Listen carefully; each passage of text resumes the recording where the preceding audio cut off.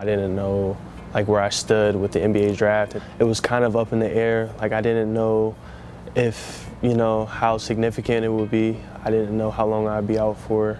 I didn't know, how I was viewed in NBA people's minds. I kind of had to go to a doctor who I thought was the best and who I felt most comfortable with. We kind of arranged to meet with like 4 different doctors at the time. We're going to meet with O'Malley, we're going to meet with the guys from Michigan. But then when I met with Dr. O'Malley, it was kind of like, this is who I want to go with. And that's the first and only person I met with, actually.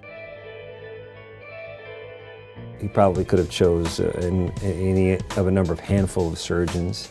I think his reputation as well as the reputation of the hospital were a significant draw. And if you know Dr. O'Malley, he's a pretty compelling, personable guy who projects confidence as well as approachability, which is one of the reasons I have him working with me.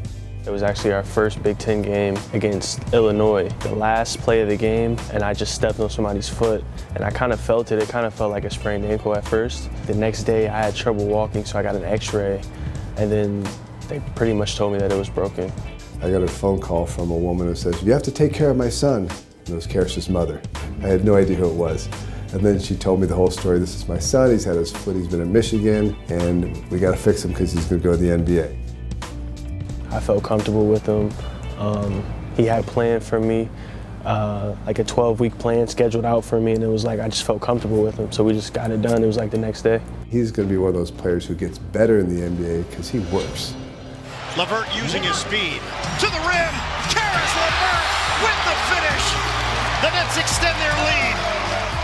I feel like I overcame that. Kind of makes me who I am today as a player and as a person. It's kind of what you live for. These are professional athletes at the top of their career at HSS. The level of service they provide it can't be matched. They're really treated as they should be, which is, high performance athletes whose livelihood depends on these operations. When you know you have a doctor like that or doctors like that who are top of the line, that gives you comfort mentally to know that they've done everything they can do and that you're in good hands.